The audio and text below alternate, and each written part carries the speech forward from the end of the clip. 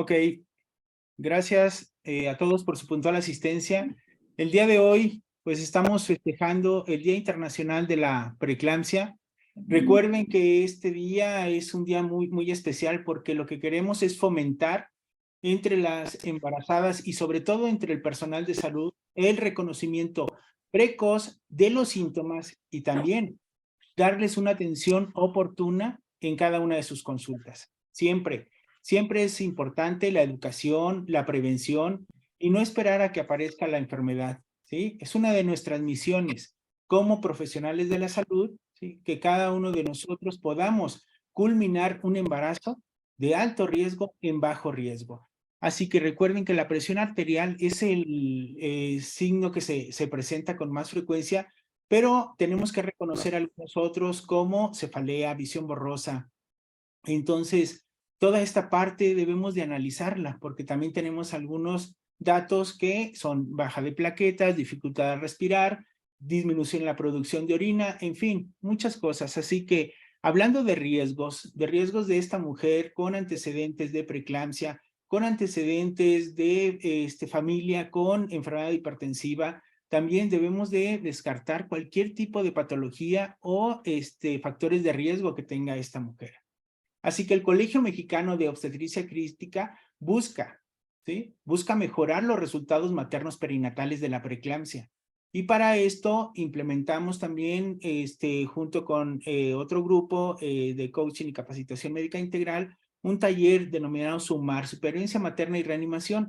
Entonces, aquí el eje fundamental es el desafío, este desafío en que consiste en fortalecer a todos los profesionales de la salud para que puedan evaluar correctamente a su paciente, pero también determinar los factores de riesgo desde la primera consulta para poder brindarles diagnóstico, indicaciones, consejería oportuna y sobre todo alentando a cada una de estas mujeres embarazadas, ¿sí? Que puedan recibir un control prenatal rutinario. Y asimismo, tenemos este programa de educación médica continua. Así que el día de hoy, ¿sí? Compartirá su experiencia y sus conocimientos de las 10 cosas que todo médico debe saber para el manejo de la preeclampsia. Y en esta ocasión, pues nos acompaña prácticamente toda la mesa directiva del Colegio Mexicano de Obstetricia Crítica, pero en especial el doctor Azariel Rodríguez Insunza. Él es adscrito a la unidad de cuidados intensivos del Hospital Regional Rafael Pascasio Gamboa. También es instructor de ecografía crítica, es instructor de Focus GO, es también proveedor de Fundamental Critical Support en obstetricia y es miembro activo y vocal del Colegio Mexicano de Obstetricia Crítica.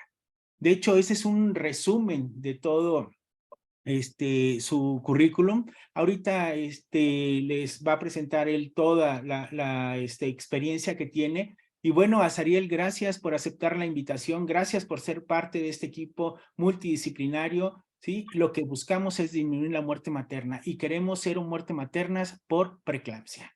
Adelante, Azariel, los micrófonos son tuyos.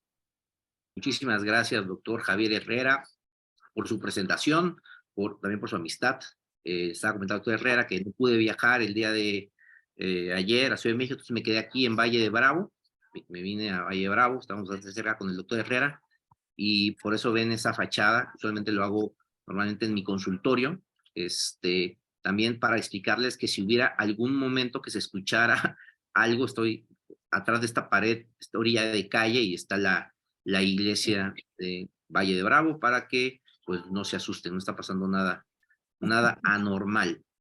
Vamos a hablar como sociedad, como colegio mexicano de obstetricia crítica, en referencia a tópicos indispensables para un médico general. Para mí es muy importante que un médico general sepa qué hacer y sepa lo básico. Si él se enfoca a las cosas básicas, cuando él envíe a la paciente, la refiera a nuestra unidad, evidentemente lo que va a suceder con esa paciente va a ser un gran cambio. Lo vemos todos los días cuando los pacientes son referidos mal, convulsionando, sin sulfato de magnesio, sin intubarse, y les da terrible a las pacientes. Y vemos cuando un médico de una comunidad se aboca, no puede intubar porque no tiene el expertise, pero pone sulfato de magnesio, pone pocas soluciones, no le encharca. La verdad es que el pronóstico es muy distinto y estamos muy agradecidos por gente que hace eso, porque es la que se está capacitando. Este es mi currículum, pero para fines de obstetricia crítica fue lo que mencionó el doctor. Esta presentación viene de un libro que va a salir muy pronto, el volumen 3 de tópicos selectos de medicina crítica, es cosas que debe saber un intensivista en obstetricia crítica.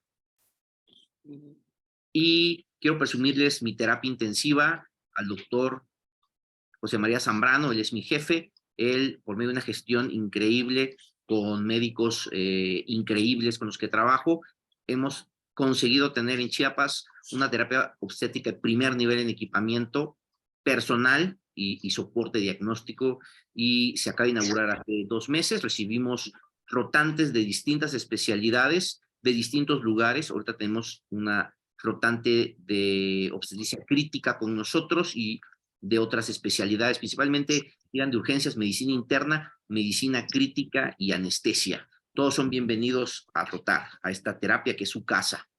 Se las presumo rápidamente. Pueden ver que la gestión que hizo la dirección hospitalaria y mi jefe ha sido fabulosa para que tengamos un lugar donde hay un cambio real en las pacientes. Nosotros somos súper fanáticos, así lo digo, fanáticos, en lo que engloba esa palabra bueno y malo del ultrasonido. Insonamos a todas las pacientes, a todas, sin excepción.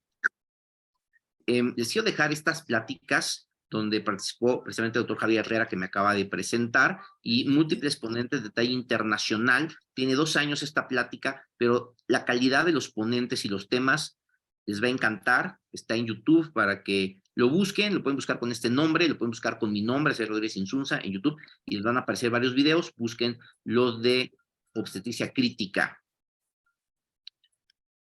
Empecemos con las 2 primeras preguntas.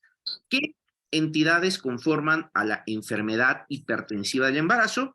Y respecto al tiempo de aparición, ¿qué condiciones especiales en la clasificación tradicional deben considerarse? Bueno, es una pregunta clásica de rotación. La preguntamos todos, estamos en áreas de obstetricia crítica y escuchamos muchas cosas, pues, que no están bien y no pasa nada, ¿verdad? Pero después que te aprendes las definiciones operacionales, tienes que saber que las definiciones operacionales son exactamente para eso. Son definiciones operacionales para que todos hablemos el mismo idioma. No quiere decir que son cuadradas, que son estrictas. No, no, para nada. Una definición operacional muy sencilla es antes de las 20 semanas y después de las 20 semanas el momento de aparición de la hipertensión en la paciente embarazada. Cuando es antes de la semana 20, la hipertensión crónica suele ser la respuesta. El problema, todos lo saben muy bien, el problema de esto es que pocos pacientes jóvenes con síndrome metabólico de entre 32 y 38 años se checan la presión y ya son hipertensas y no lo saben. Entonces eso complica el diagnóstico para poder decir, esta paciente es una hipertensa crónica, y después de la semana 20 se le subió la presión y puede o no convertirse en una preeclampsia sobreagregada. Por otro lado, tenemos a la hipertensión gestacional, que es la más difícil de todas porque es un diagnóstico de exclusión, y es la más difícil porque muchos médicos deciden darle este nombre, hipertensión gestacional, y la paciente se siente aliviada, el médico que le dio ese diagnóstico también, y bueno, ocurren complicaciones porque la citan al mes, a los 2 meses, ¿no? Está la preeclampsia propia y está la hipertensa crónica, que tú ya sabías que era hipertensa crónica, si no, no cuenta, y que hace datos de preeclampsia, hace daño a órgano blanco, entonces se le conoce como hipertensión crónica y preeclampsia sobreagregada. Llegamos al puerperio. Estas son definiciones operacionales, todos las deben de saber porque es lo que permite que hablemos el mismo idioma por teléfono, por una referencia, cuando nos dicen, ahí les va una paciente. Pero hay condiciones especiales. Una mujer puede tener preeclampsia antes de la semana 20, no por definición operacional, sí en la vida real y por fisiopatología. Como ustedes saben, el culpable de la enfermedad hipertensiva del embarazo tipo preeclampsia es la placenta y cosas de alteración estructural en la vasogénesis, que les voy a presentar brevemente en las siguientes diapositivas. Si tú tienes mucha placenta, pues evidentemente la probabilidad de que y ver si estos factores es mayor, y la probabilidad de que te aparezca la preeclampsia antes es mayor. ¿Como cuáles? Los clásicos que se deben de saber para preguntas de pase de visita, es una paciente con enfermedad trofoblástica gestacional, o 2 o 3 placentas, un embarazo múltiple. Son las 2 condiciones que se deben de saber. Hay más, por ejemplo, pacientes lúpicas, pacientes con enfermedad renal crónica, es pueden ser preeclampsia antes de la semana 20, lo sabemos, lo vemos, por eso en el hospital, y espero que en sus hospitales haya un servicio de embarazo de alto riesgo para captarlas desde mucho antes que hagan la disfunción orgánica. Por otro lado, esto no viene en ningún libro, por favor, quiero que lo vean con sentido común. Una mujer de 40 años es hipertensa crónica, no lo sabía, y cuando se embaraza y le empiezan a tomar las presiones, sus presiones están normales. ¿Por qué? Si es hipertensa, no toma medicamento y la paciente se siente bien. Llega a su primer consulta la semana, ¿qué les gusta? Promedio 8, presión normal. Y ella es hipertensa crónica. ¿Por qué es hipertensa crónica? ¿Y por qué durante las semanas iniciales hasta la 20 incluso no llega a tener hipertensión manifiesta? Bueno, muy sencillo. Las resistencias vasculares por la fisiopatología del embarazo caen y eso hace que sus presiones de 130, 140 bajen a 120 y ya sale del rango de hipertensión crónica porque ustedes no sabían que la paciente es hipertensa crónica y llega con presiones normales. ¿Qué tan frecuente pasa eso? Cada vez que vemos más pacientes añosas embarazadas, lo estamos viendo cada vez más seguido. Yo les quiero dejar, en mi experiencia, esto puede ser que alguien esté de acuerdo o no, una mujer embarazada que tiene 120-80 no es normal. Eso es algo muy personal y que lo platicamos con varios médicos y no están de acuerdo. Una mujer que tiene 120-80 no puede ser normal porque las resistencias vasculares están disminuidas. Ya debería tener 160, 90-60, 120-80 no es normal, pero no la pueden catalogar como, pero por favor, piensen mal y acertarán. Sigan, vigilen a esa paciente. El problema viene cuando viene el puerperio y los tóxicos que se generaron en la placenta, que es lo que tiene que explicar a la paciente con esos términos, unos tóxicos que se generaron que hace muchos años se llama toxemia del embarazo, esos tóxicos se van a empezar a eliminar, señora, no se preocupe, usted no va a quedar hipertensa. Oiga, doc, pero ya llevo 4 semanas tomando antihipertensivos. ¿Qué pasa? ¿Me va a quedar hipertensa toda la vida? No, espérese. Vamos a esperar a que cumpla usted, por definición operacional, X número de semanas. ¿Cuánto es este número de semanas para que ustedes digan que la paciente tenía presiones de 130-40, se desembarazó, sigue hipertensa, usted no puede decir que es hipertensa crónica, para decirle, señora, usted ya es hipertensa crónica? ¿Por qué no lo sabíamos? Bueno, no tiene hipertensión enmascarada. Son 6 semanas en algunas bibliografías, de ahí hay varios números en medio de esto, pero la COG lo define arriba de 12 semanas. Después de 12 semanas que una paciente esté hipertensa, ya le puede decir tajantemente que es hipertensa crónica. En mi experiencia, que llevo 6 años viendo embarazadas después que salen del hospital, yo no he visto una paciente con preeclampsia que llegue a la semana 8 y que se le quite la preeclampsia. Quedan las pacientes con la presión alta porque ya eran hipertensas crónicas. Es lo más común y lo van a ver que después de la primera, segunda, tercera semana, máximo cuarta, la mayoría de los pacientes se les quita la hipertensión. Bueno, esto es algo de experiencia. Respecto a la fisiopatología, que es grandísima, no acabaríamos nunca. Si ustedes sean un chapuzón por PubMed, híjole, no van a acabar de encontrar artículos sobre la fisiopatología.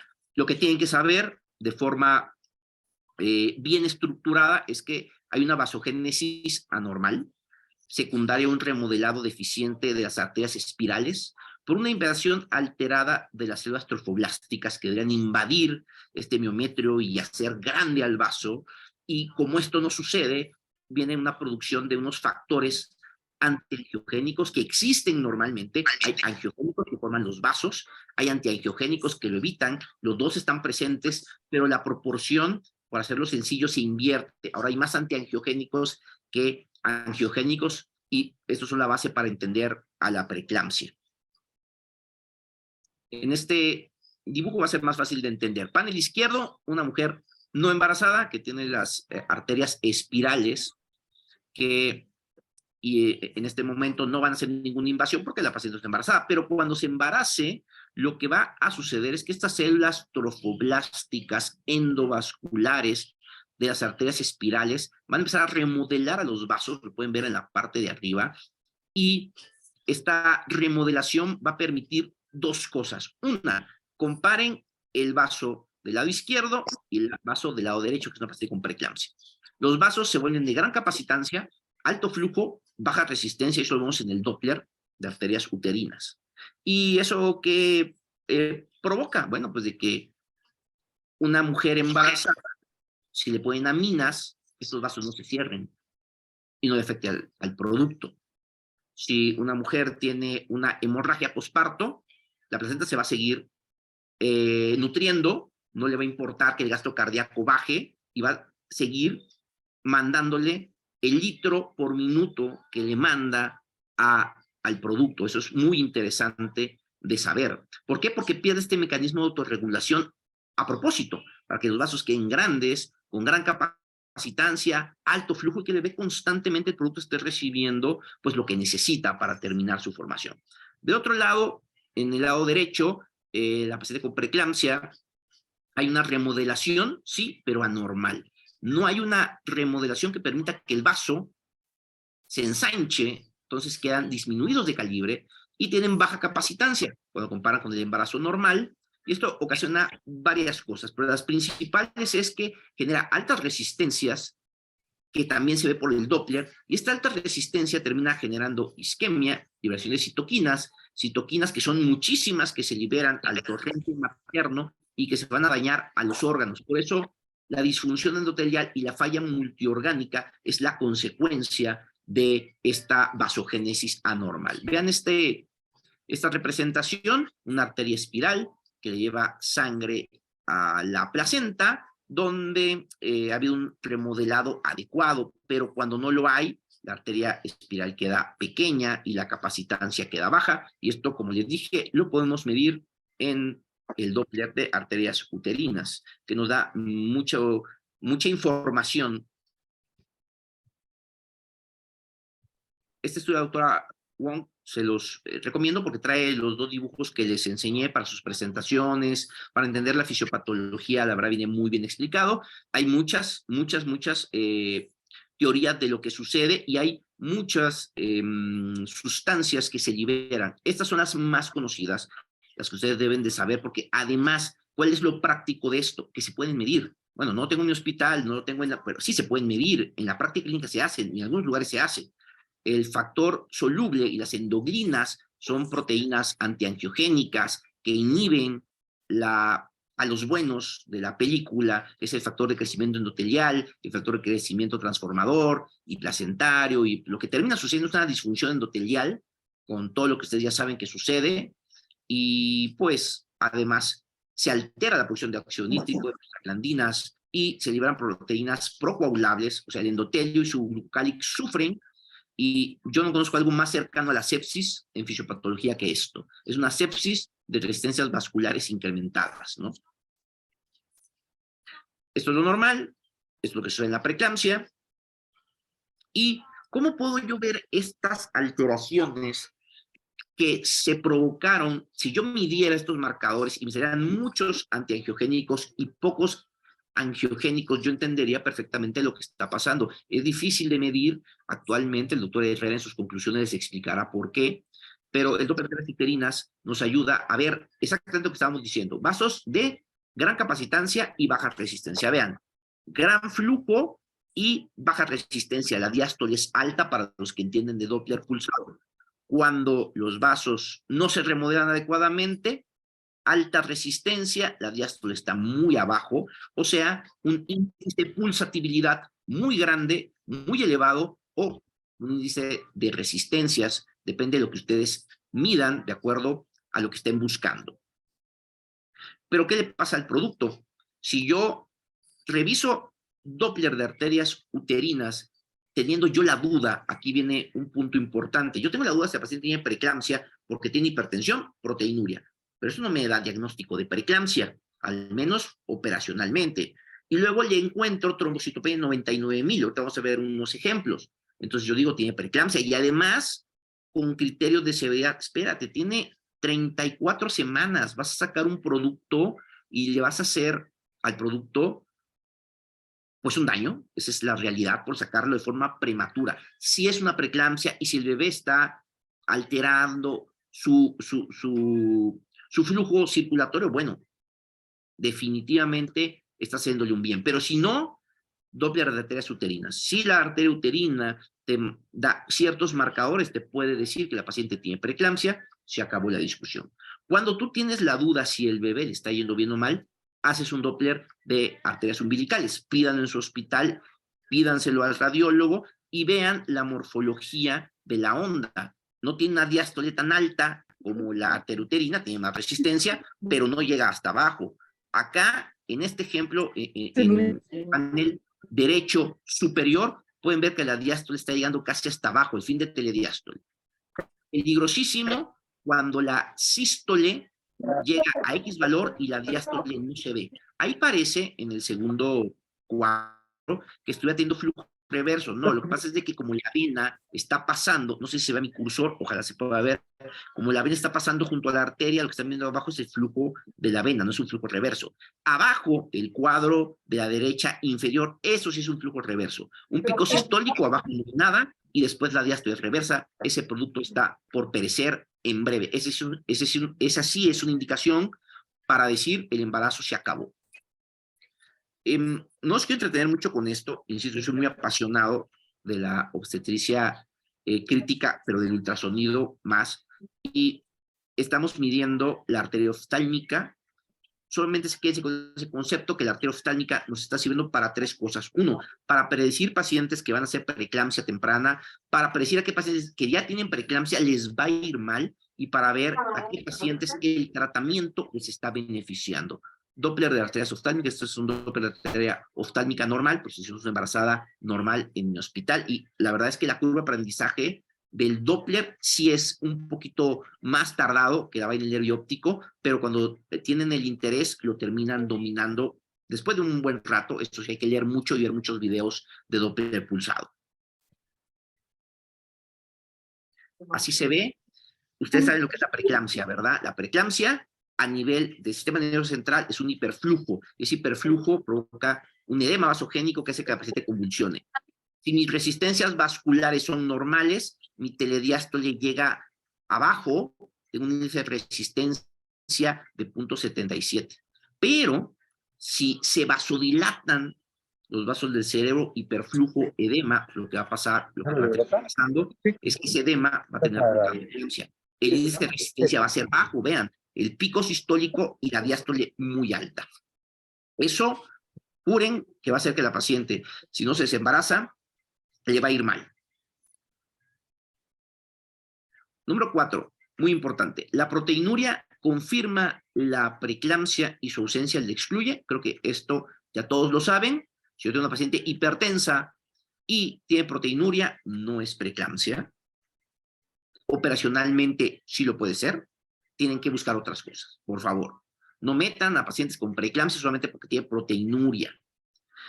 2, tengo hipertensión, tengo trombocitopenia, transaminasemia, DHL elevada, no sé, algunos otros marcadores, pero no tengo proteinuria, entonces le excluyo, ¿no?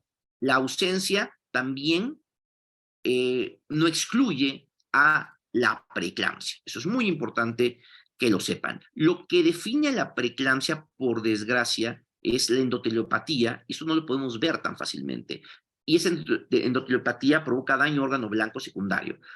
Sin embargo, el órgano blanco tiene el mismo, todos los órganos blancos tienen el mismo problema que la proteinuria. Por ejemplo, aquí están los criterios diagnósticos. Tengo la presión elevada, los valores que ustedes ya saben, y no tengo proteinuria. Puedo clasificar a la paciente como preeclampsia si cumple trombocitopenia, insuficiencia renal, elevación de las enzimas hepáticas. A ver, momento. Hay una trombocitopenia gestacional, que ustedes lo saben.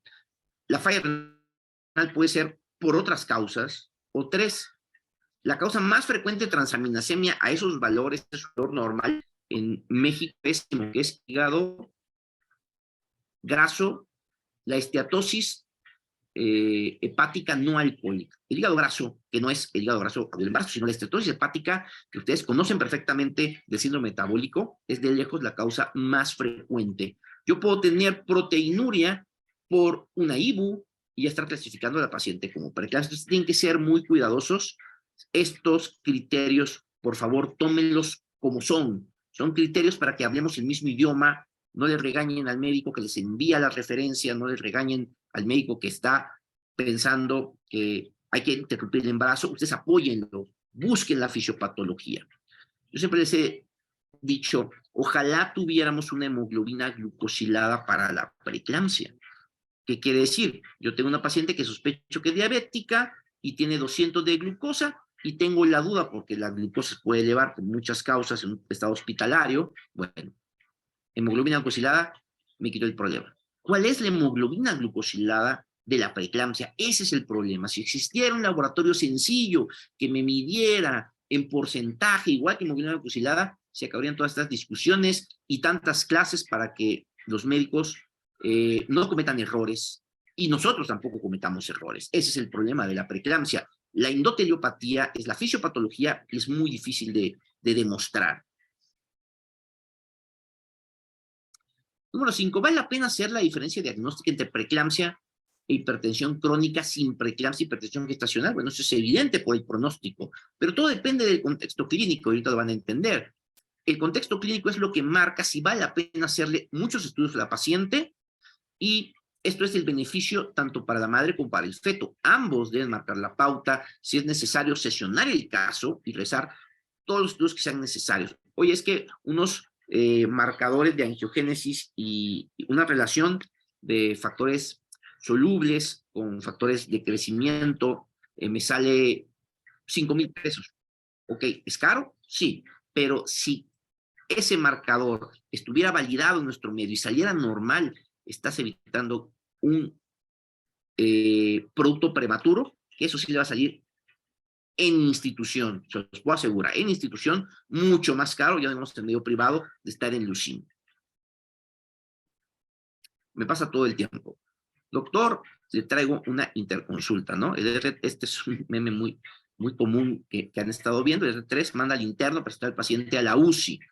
Y me llega todo el tiempo, entonces es lo correcto, tienen que interconsultar, porque ustedes no son los expertos, se acabó. Si el que recibe interconsulta se molesta, bueno, eso es otra cosa.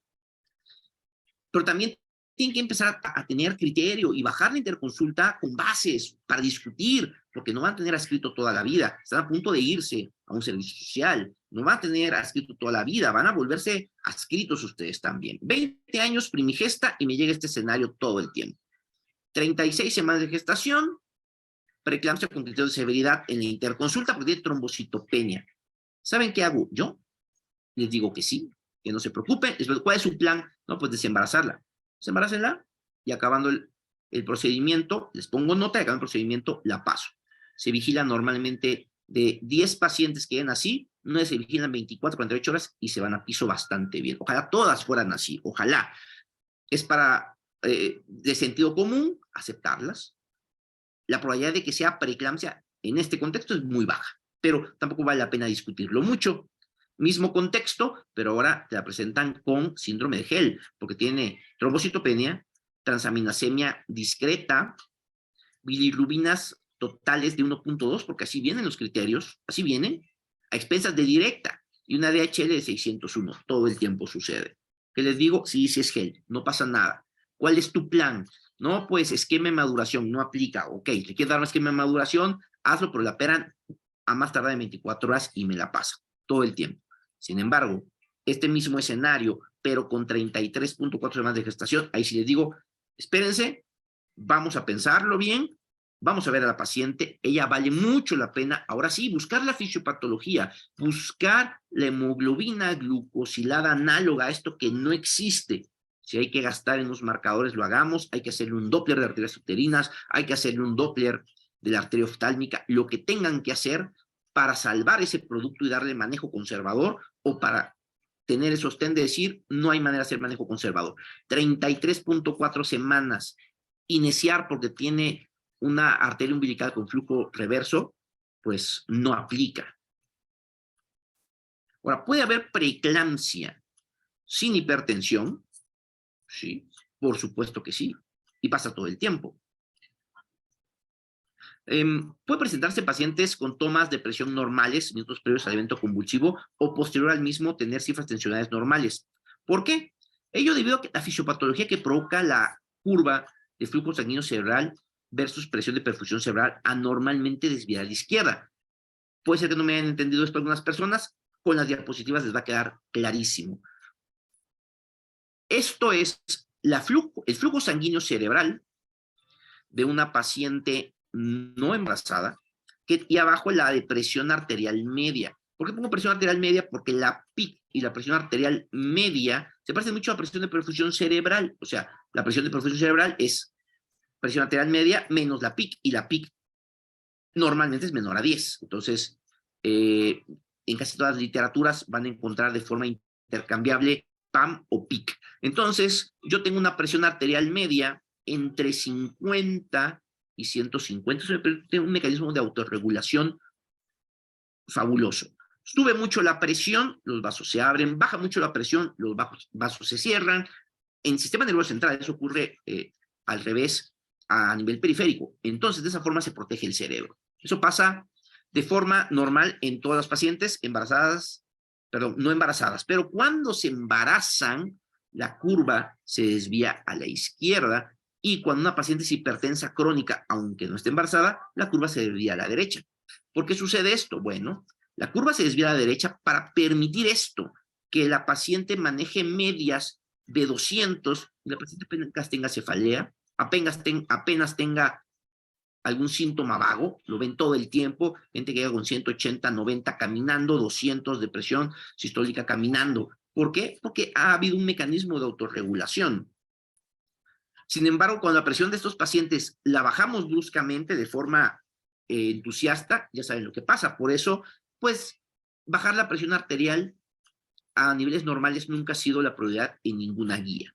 Y la explicación está curva. ¿Qué pasa con la embarazada? Bueno, como hay un hiperflujo normal porque hay una hipervolemia, porque el gasto cardíaco está elevado, bueno, el flujo sanguíneo cerebral normalmente se eleva y hace que la curva se desvíe a la izquierda, permite que la mujer maneje cifras tensionales de 80-50 sin ningún síntoma, pero vean, cuando la presión arterial media empieza a subir en valores que incluso son normales para una paciente que está embarazada, que no está embarazada, perdón, lo que pasa es un flujo sanguíneo cerebral elevado.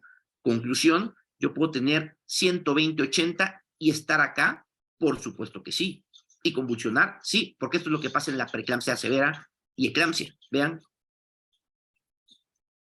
se pierde la autorregulación, una paciente con 120-80, que es una media de 93, o sea, justo ahí la paciente tiene un flujo sanguíneo cerebral, como pueden ver, el doble de lo normal. Por supuesto que va a convulsionar con presiones normales o incluso con presiones bajas. La paciente con eclampsia, recuerden que la fisiopatología es el hiperflujo sanguíneo cerebral y el edema vasogénico. ¿Cuándo sospechar que el evento convulsivo no fue por preeclampsia? Espero que haya quedado muy claro lo anterior con esas curvas que les puse. Afortunadamente la que se va a quedar grabada para que puedan revisar con calma. ¿Cuándo sospechar que una paciente que convulsionó no es por preeclampsia? Ustedes, siempre que tengan una paciente embarazada después de la semana 20 y convulsione, es eclampsia, hasta no demostrar lo contrario, trátenla como tal. Pero hay presentaciones que no son típicas y la paciente además tenía alteración de estado de alerta previas a la primera convulsión, o queda con un postictal muy prolongado, o quedan con datos de focalización, o no recuperan el estado de alerta y vuelven a convulsionar. Entonces piensen que si era eclampsia, se acaba de convertir en algo más. Una hemorragia intracerebral, una hemorragia subaracnoidea, un evento isquémico. La paciente queda en estatus epiléptico. ¿Qué fue lo que lo provocó? Bueno, haber estado mucho tiempo con el hiperflujo, y la primera convulsión simplemente es la punta del iceberg. A ver, ¿Cómo es una eclampsia típica?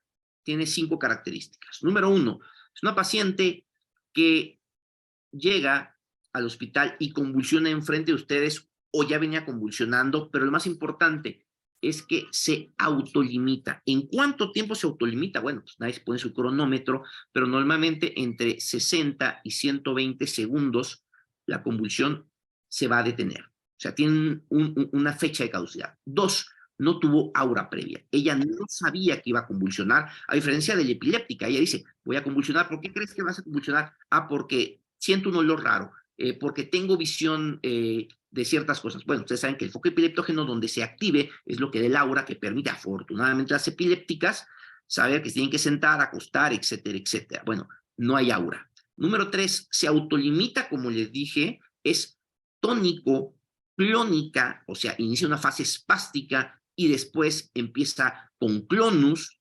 generalizada, no inicia en el brazo, no inicia en la pierna, esos son datos de focalización, eso es una epilepsia, y recuperan el estado de alerta al íntegro las pacientes, al íntegro. Claro, pueden tener un postital breve, pero la paciente debe recuperar, sí o sí, el estado de alerta. Si no, no es eclampsia o la eclampsia se convirtió en otra cosa. Entonces, ¿qué hacer si yo estoy presente cuando una mujer empieza a convulsionar embarazada? Primero, no corre, no grita, no empuje. Entienda que la convulsión se va a parar con, sin o a pesar de lo que ustedes hagan. Se va a parar porque es autolimitada. Entonces, hagan ABC, váyanse a la vía aérea, giren la cabeza de la paciente, pidan oxígeno y no le pasen sulfato de magnesio. No van a poder pasarle sulfato de magnesio, no van a poder canalizar. Se va a autolimitar.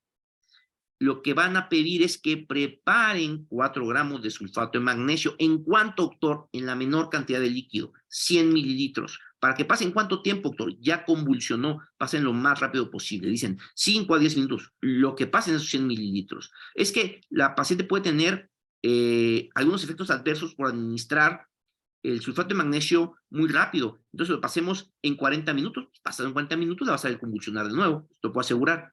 No pasen diazepam. El diazepam para la convulsión, sí la para. ¿Cuál va a ser el problema? Que la paciente ya no va a despertar y la paciente va a pasar a ser intubada. Y eso, pues, evidentemente va a cambiarle el pronóstico a la paciente. DFH, únicamente si no tienen sulfato de magnesio para impregnar, bueno, podríamos pensarlo. Pero si tienen sulfato de magnesio, ese es el tratamiento de elección para evitar la siguiente convulsión. La primera no la van a parar con nada más que con tiempo, por favor. Espero que quede claro eso. ¿Cómo se prepara el gramo en el que vamos a infundir el gramo por hora de sulfato de magnesio? Todo el tiempo lo veía y afortunadamente ya se acabó eso.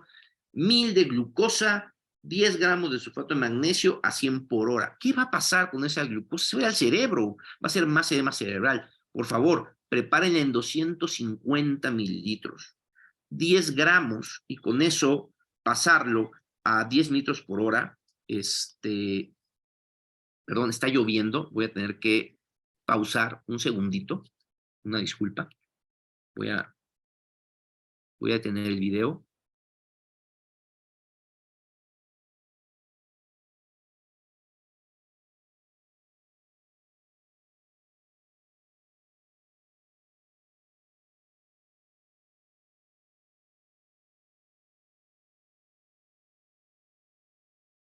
Perfecto, reactivo el audio. Y oculto el panel de flotante. Bueno, lo que les decía, ¿no? Pasen el sulfato de magnesio 10 gramos en 250. En 250, si lo pasan a 25 mililitros por hora, van a tener una concentración de 1 gramo por hora. ¿Cuánto tiempo? 24 horas es lo que está indicado. Entonces aquí viene la otra pregunta. Si vuelve a convulsionar, la vuelven a impregnar. ¿Con cuánto, doctor? Si le pasé 4, ahora pásale 6. ¿Y qué le hago la infusión? Súbela a 2 gramos, o sea, 50 mililitros por hora. Así de sencillo, 24 horas. Doctor, la paciente tiene falla renal. Bueno, si tiene falla renal, entonces esa sería la siguiente cuestión. ¿Está indicado el sulfato de magnesio en todas las enfermedades hipertensivas del embarazo? No, evidentemente no. Solamente las que cumplen con criterios de severidad. Ese es un tema aparte y es un tema realmente fascinante. Entonces, únicamente lo deben de administrar en las situaciones donde la paciente cumpla con criterios de severidad. Y por supuesto, en complicaciones mayores como la eclampsia o el síndrome de HELP. ¿Qué pasa si administro sulfato de magnesio? Bueno,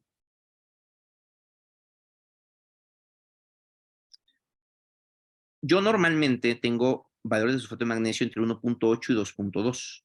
Pues resulta que los valores terapéuticos que yo necesito en miligramos sobre decilitro, si es la forma en la que lo miden en mi hospital, es muy importante que ustedes sepan cómo miden el sulfato de magnesio en su hospital. En el mío lo miden en miligramos sobre decilitro. Perfecto.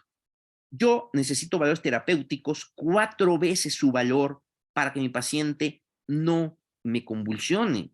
Increíble. Si yo tengo niveles terapéuticos, lo que va a suceder es que el reflejo patelar se va a empezar a disminuir, no se va a abolir. Cuando el reflejo patelar esté abolido, en ese momento, aunque no tengan sulfato de magnesio, pero aunque no tengan niveles de magnesio, que es otra cosa que frecuentemente preguntan, ¿qué hago si no tengo niveles clínica? ¿Tiene reflejo patelar? Sí, todavía tiene. Ponle sulfato de magnesio. Y si el reflejo patelar empieza a disminuir, vamos bien.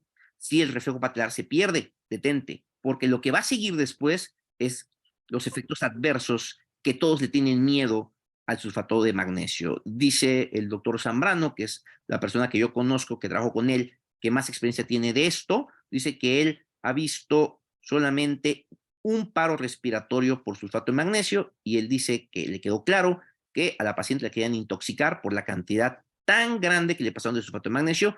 En 6 años en la terapia intensiva, yo jamás he visto una paciente que con niveles o no de estarle midiendo sulfato de magnesio haya tenido depresión del sistema nervioso central.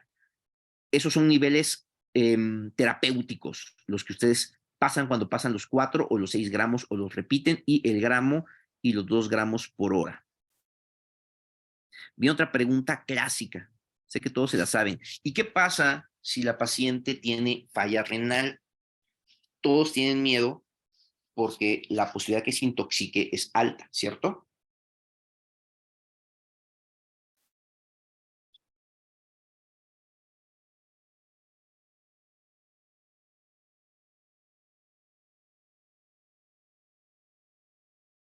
Un segundito. ¿Qué hago entonces si la paciente tiene falla renal? Bueno, si la paciente tiene falla renal ya conocida, imprégnenla. Imprégnenla. ¿Por qué? Bueno, porque resulta que, como pueden ver en esta gráfica, cuando ustedes administran sulfato de magnesio, lo que sucede con el magnesio es que se redistribuye rápidamente y en vez de subir, tiende a bajar. Y después, los siguientes gramos por hora son para subir a la dosis a dosis terapéuticas. Por lo tanto, en conclusión, ninguna paciente debería de ser omitida a recibir bolo de sulfato de magnesio de 4 gramos por el simple hecho de sospechar que tiene falla renal.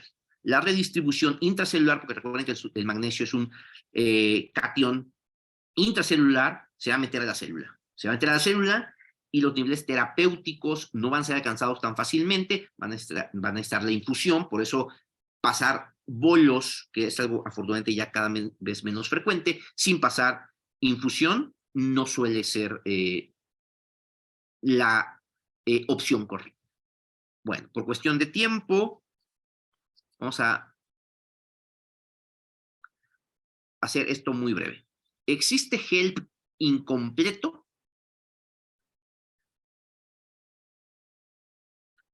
¿Existe HELP incompleto? Yo creo que no.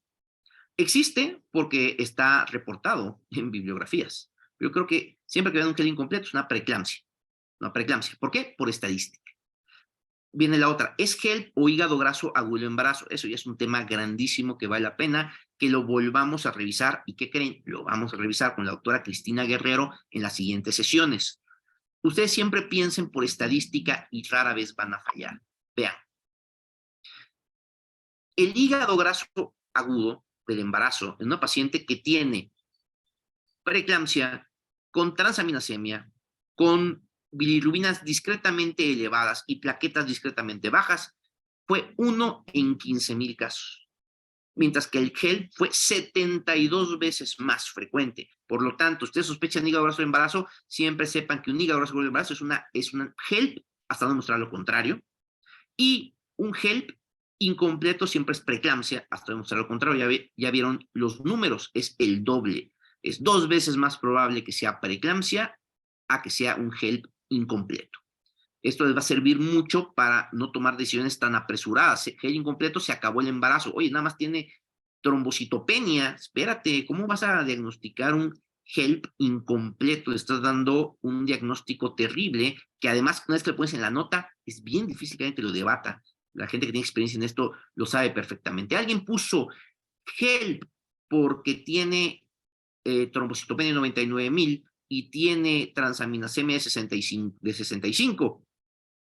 El siguiente turno no le va a cambiar y lo que va a pasar es que van a desembarazar a esa paciente por una preeclampsia que además pudo haber sido manejada de forma conservadora o no, eso ya es otro boleto, pero no le dio la oportunidad al producto de permanecer en la única incubadora natural que existe.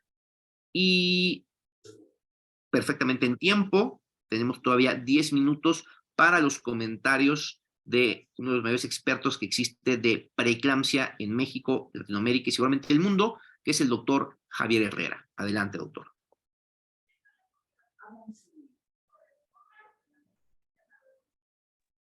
Gracias, gracias Azariel por tu brillante presentación.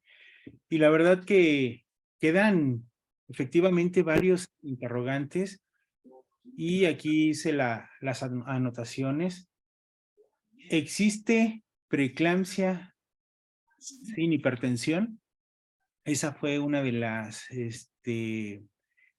pues interrogantes, y quiero decirles que se ha estado trabajando en relación a lo que marca el Colegio Canadiense del Corazón en relación a que tenemos incluso que ajustar el límite en relación a la definición de preeclampsia. Normalmente estamos hablando que la preeclampsia la clasificamos cuando tiene 140-90. Sin embargo, les decía que el Colegio Americano también de Cardiología están proponiendo que el límite sea 130-80, como le han hecho los endocrinólogos con la diabetes, que hace unas décadas decíamos 120 de glucosa es normal, luego lo bajaron a 110 y ahorita el límite es 99. Creo que es una de las propuestas que podemos aceptar de otros colegios y lo tenemos que analizar muy bien en esta parte de obstetricia crítica, porque efectivamente tenemos casos incluso con preeclampsia, sin criterios de severidad y convulsionan. ¿Qué fue lo que pasó? También lo mencionó Azariel aquí durante su charla. Algo está pasando. ¿Sulfato de magnesio es para todas? ¿Sí? Solamente para aquellas pacientes que tienen criterios de severidad. Y terminaba diciendo, si esta paciente tiene falla renal, ¿qué vamos a hacer? Entonces, una de las incógnitas que también quedó aquí en el tintero, pues era la flujometría Doppler. La flujometría Doppler, ¿sí? Con esta prueba podemos hablar que el índice cerebro-placentario es un indicador efectivo, pero también es muy seguro del bienestar fetal. Cuando esta prueba es normal y un predictor da un resultado adverso, así como un marcador de hipoxia fetal cuando está alterado, entonces podemos hablar que sí, la flujometría Doppler puede convertirse en una herramienta muy útil para la toma de decisiones, sobre todo para la interrupción del embarazo. Y sobre todo en aquellos embarazos que están largos del término, cuando la salud del feto está en peligro o debe de mantener un embarazo cuando el tratamiento o el comportamiento más bien es normal. El comportamiento de nuestra mujer embarazada y sobre todo de la paciente que está en estado crítico. Recuerden que las unidades de terapia intensiva, el mayor número de pacientes que ingresamos son aquellas que tienen estados hipertensivos del embarazo.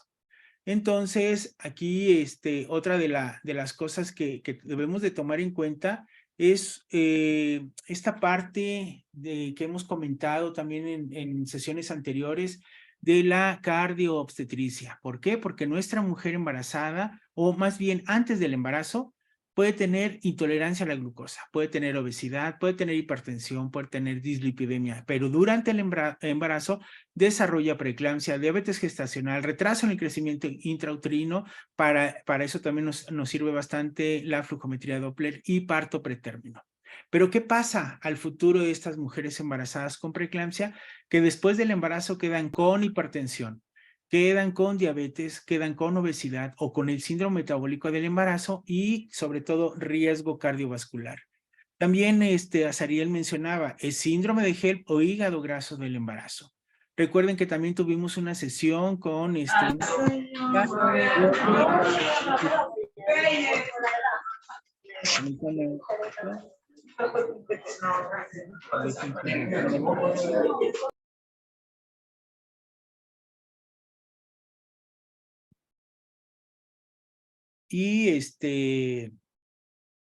la doctora mencionaba que de un síndrome metabólico fetal que pudiera determinar el panorama o las complicaciones médicas de la mujer embarazada.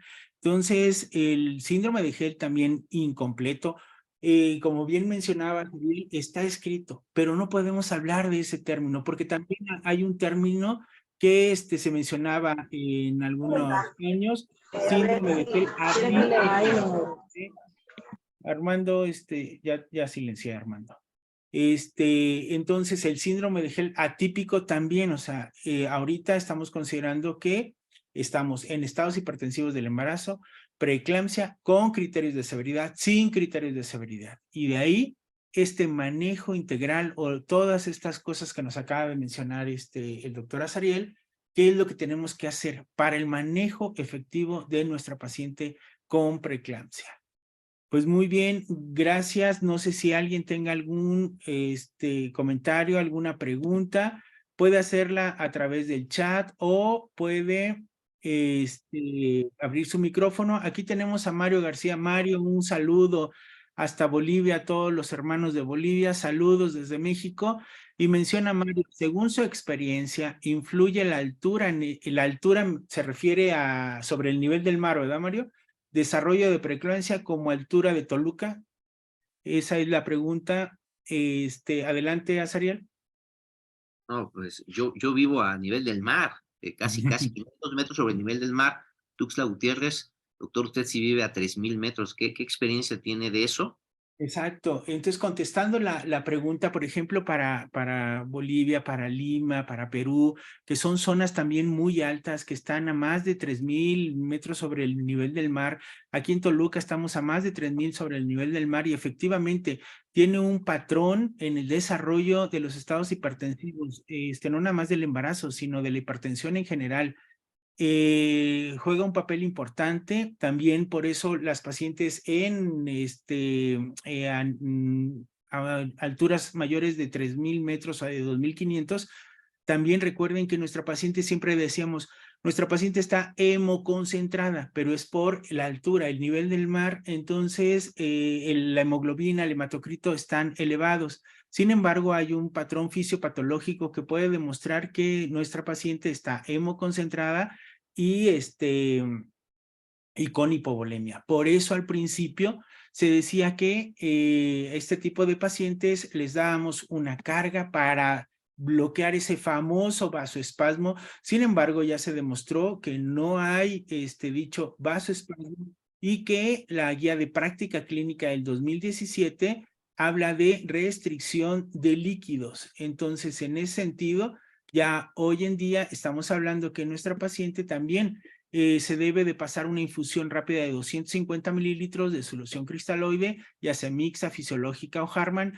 en 10 a 15 minutos y efectuar un estricto control de líquidos. Por lo tanto, la restricción de líquidos es es recomendable para reducir el riesgo de sobrecarga en nuestras pacientes con preeclampsia. Así que para fines prácticos debemos de limitarnos a 80 mililitros por hora o 1 mililitro por kilo de peso. Entonces, no sé si contesté tu pregunta, Mario, pero sí, en términos generales, influye la altura para los estados hipertensivos del embarazo. Y gracias, José doctor, muy Luis, amable. gracias, Mario. José Luis González Castañeda, saludos desde Puebla. Al insonar vena cava inferior en la embarazada, ¿hay cambios respecto a pacientes no gestantes? ¿Se adecúan esos valores? Adelante, Azariel. Perdón, doctor, escuché entrecortado. Perdón, está en ¿Podría el chat, contestar? dice José Luis González que saluda desde Puebla. Dice, al insonar vena cava inferior en la embarazada, ¿hay cambio respecto a pacientes no gestantes? Ya. No, eso sí me toca. Claro que sí. No, no, y van a haber estudios que ya están diciendo eso. A ver, el embarazo no es hipertensión intraabdominal. No sé en qué momento nos compramos esa idea. El embarazo no provoca hipertensión intraabdominal.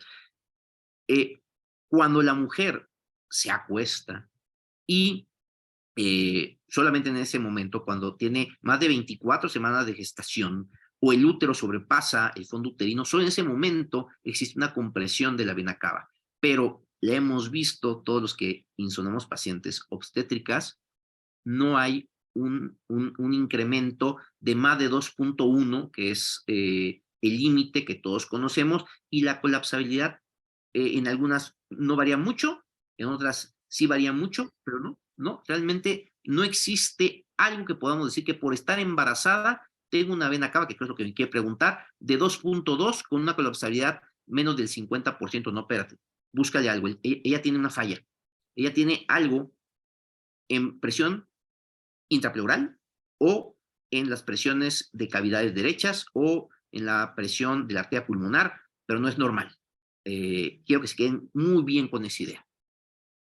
Ok, sí, muy bien, gracias. Pues te mandan saludar desde Perú, desde Aguascalientes, Bolivia, Ciudad Victoria, Tamaulipas, Ecuador, alguien que no tenía audio, ¿qué otra cosa? Según la experiencia. Y bueno, aquí también Guerrero dice, excelente ponencia y puntos claves para la embarazada y se debe realizar como médico. Sí, ya lo estuvo explicando. Te mandan saludos de Guanajuato, saludos desde Puebla. Y dice, buenas noches, doctor Rodríguez, Diana Raya. Entonces, ¿el manejo con sulfato de magnesio cambió?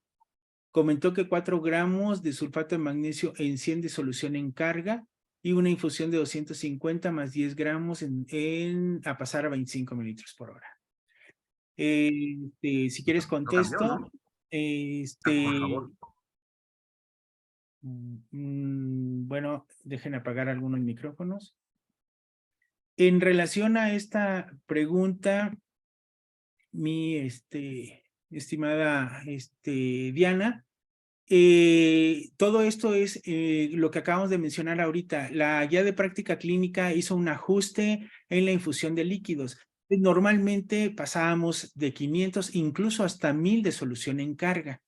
Y después empezamos a pasar las soluciones y luego si la pasamos a quirófano, una carga para el manejo de la anestesia. Entonces, ¿cuál era la complicación? Agudo edema de pulmón. ¿Qué es lo que nos dice la guía de práctica clínica? Que son 4 gramos, ahí está mencionado, 4 gramos, tú lo mencionas también. Pasar, estos se van a aforar en 100 mililitros, efectivamente, y la carga va a ser en 20 minutos. Y esa es la infusión, esa es la impregnación. Y después de mantenimiento son los 10 gramos, como lo estás comentando, puede ser hasta 500 mililitros, pero la recomendación que hacemos es que se quede en 250 y vas a pasar 25 mililitros por hora, que equivale a 1 gramo por hora. Entonces, lo único que estamos haciendo es restricción de líquidos. Esa es la intención. Tú vas a pasar los 4 gramos de impregnación y los 10, o sea, los 10 gramos que es 1 gramo por hora, pero en menos solución. No sé si me vi a entender. No, Muy bien, perfectamente. no sé si alguien tenga alguna otra pregunta. ¿Lo de vena cava se escuchó? Sí, se Ah, de acuerdo. escuchó claro, se escuchó muy claro. Si no hay alguna otra pregunta, quisiera darle la palabra a al doctor Alfaro. Alfaro, ¿estás por ahí? Sí, aquí estoy. ¿Me escuchan? Bien, sí, te Qué escuchamos. bueno. Y voy a compartir Sí, la el pantalla para flyer el... de el próximo congreso para que Alfaro nos haga una atenta invitación.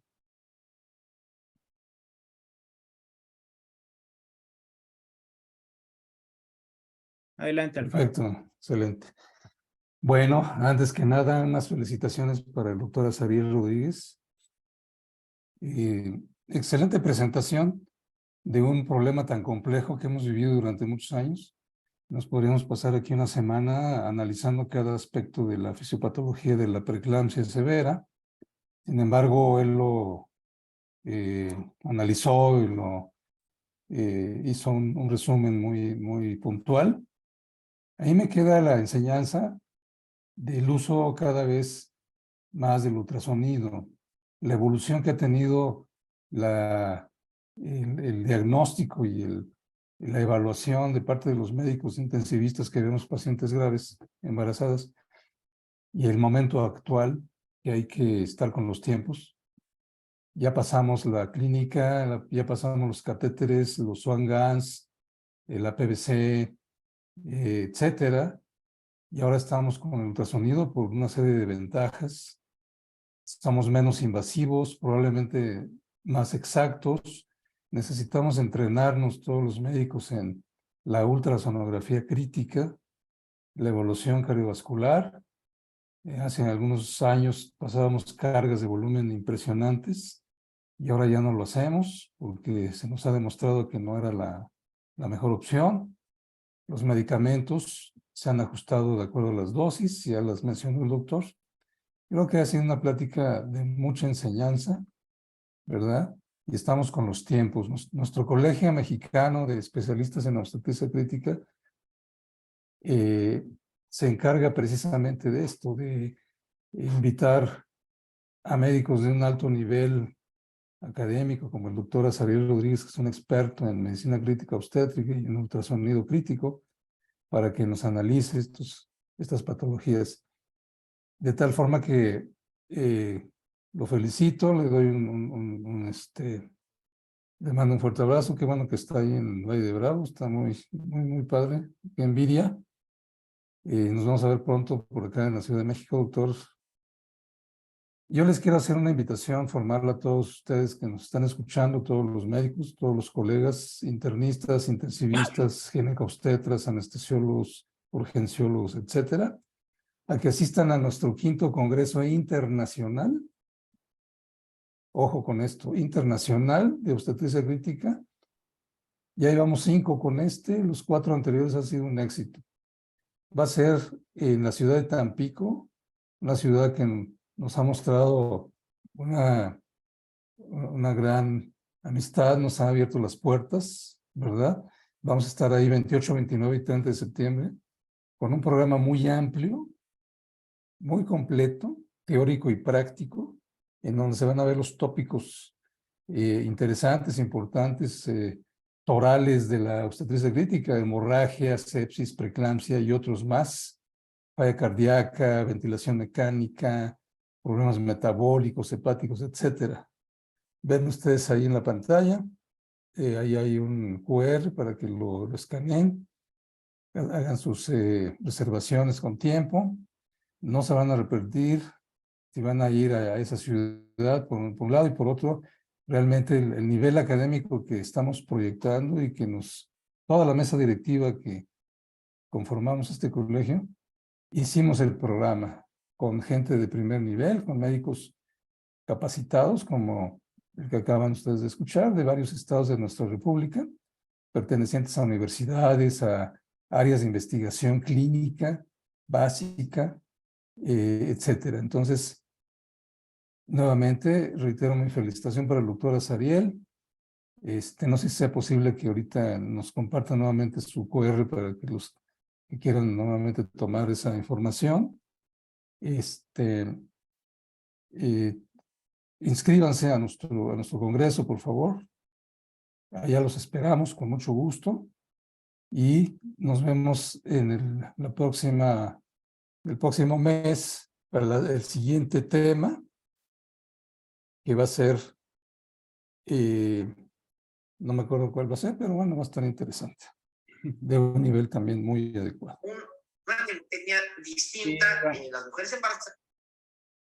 Pues muchas gracias a todos, que pasen buenas noches. No sé si hay algo más que quieran Y el decir. siguiente tema va a ser hígado graso del embarazo, también por la doctora Cristi. Muy bien, Perfecto. pues gracias a todos y los que también se pudieron conectar por Facebook Live, agradecidos, la verdad que gracias a todos por su gran respuesta y pues nos vemos el próximo mes en la siguiente reunión. Alejandro Morales también está allá en Valle de Bravo y dice, él sí se pudo conectar por Facebook Live y realizo una pregunta que no se tomó en cuenta. Disculpa, es que había otra persona ahí, pero doctor Morales, adelante, puedes hacerla por este medio, todavía no cerramos la sesión. Buenas noches, doctor. Sí, No sé si me adelante. escuchan. Te escuchas muy bien, fuerte y claro. Ok, única y exclusivamente preguntar si es válido el manejo con sulfato de magnesio en pacientes con volúmenes urinarios bajos o considerada como una paciente anúrica. ¿Es válido o no utilizar el sulfato de magnesio? Sí, adelante, doctora Azariel, lo mencionó durante su charla, si quieres complementarlo. Sí, quiero ponerles la diapositiva porque pues, hablar de esto va a ser mucho, pero ahí viene la referencia donde ustedes deben de entender que si la paciente ya convulsionó, lo más probable es que vuelva a convulsionar. Si ustedes tienen miedo que porque está oligúrica, ¿oligúrica cuánto tiempo? Sería la pregunta, ¿no? Porque si está oligúrica desde hace 3 días, yo me diría, ¿por qué está oligúrica, no? No, está oligúrica porque le han tomado nada más el volumen urinario en estas 3 horas y ha orinado 20 mililitros. No, no, espérense. ¿Qué tan grave podría ser no pasar el sulfato de magnesio a esa paciente? Si le pasan el sulfato de magnesio, lo que va a pasar es esto. Tomen el screenshot, por favor. ¿Qué es lo que sucede con la redistribución del magnesio? No alcanzamos niveles terapéuticos, desgraciadamente, con los 4 gramos de sulfato de magnesio, porque se redistribuyen adentro de la célula. Por eso necesitamos las infusiones. ¿Qué lo debe de guiar si la paciente tiene falla renal ya establecida? Los niveles séricos, no los tengo, doctor. Bueno, pues estás en un problema, ¿no? No te sientas mal si haces algo y las cosas no salen bien, porque estás en una franca desventaja de lo que hacemos las demás personas que tenemos otras herramientas. Pero si la paciente pierde el reflejo patelar, para. Si la paciente empieza a tener estos datos, que son estos de aquí, que son arriba de 12, que es somnolencia, visión borrosa, dificultad particular, disartia, no puede levantar las manos. Dato de alarma, paren el sulfato, pasen gluconato de calcio, que es su, ¿cuál es la palabra? Antídoto. ¿Cuánto se pasa el sulfato de gluconato como antídoto? No se pasa media ámpula, no, se pasan de la que nosotros tenemos, que es gluconato al 10%, se pasan 30 mililitros. Espero haber dejado muy claro por qué, si ustedes creen, sospechan, porque tiene 3, 4 horas, le van a pasar sulfato de magnesio a la paciente. El riesgo de convulsiones sobrepasa mucho a que tenga efectos adversos que aún no han pasado, pero esto ya pasó. Entonces tú tienes que tratar lo que ya sucedió. ¿No esté de acuerdo conmigo, doctor Herrera? Así es correcto lo que estás mencionando, entonces no sé si quedó claro, doctor Morales. Sí, muy claro. Muchas gracias. Okay. Contestando específicamente tu pregunta, sí, hay que usarlo. Ok, muchas gracias. Gracias. Saludos. Muy bien, pues con esto damos por concluida la sesión del día de hoy y agradecemos a todos y cada uno de ustedes su participación. Y pues nos vemos el próximo mes en la sesión general del Colegio Mexicano de Obstetricia Crítica. Siguen enviándote saludos y mil gracias a todos. Nos vemos pronto. Bye, bye. Buenas noches, gracias por entrar. Bye.